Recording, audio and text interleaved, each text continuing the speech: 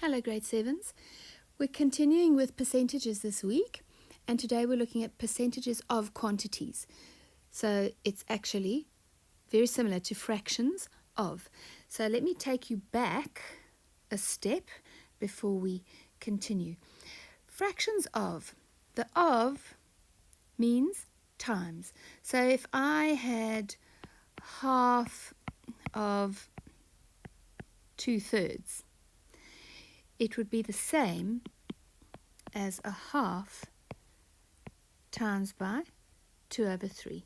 And then we would times our numerators and denominators, and we would get an answer. Let's look at a percentage example. What happens if we need to find out what 40% of 70 is?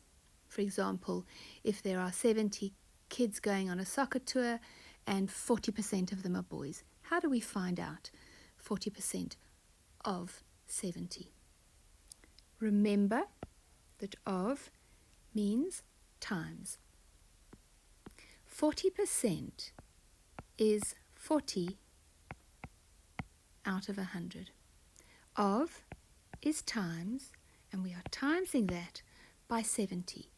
And remember, it is easier if we put the 70 over 1 so that each of the fractions has a numerator and a denominator.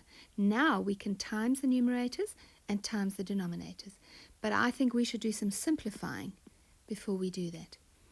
We can cancel a 0 on the top and a 0 on the bottom. A 0 on the top for a 0 on the bottom.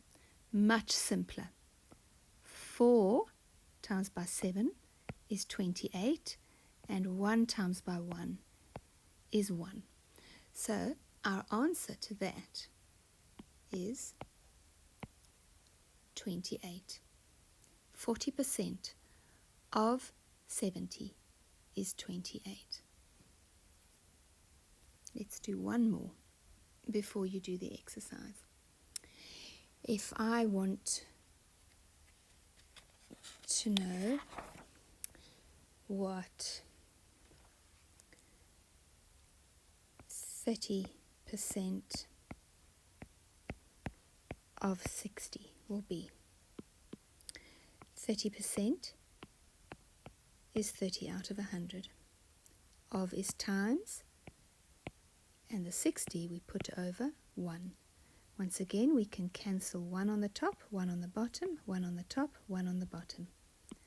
3 times by 6 is 18, and 1 times by 1 is 1, and 18 over 1 is 18. What happens if I have bigger numbers? For example,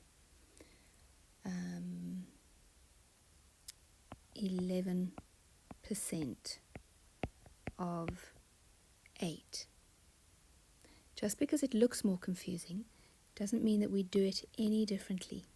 11% is 11 out of 100.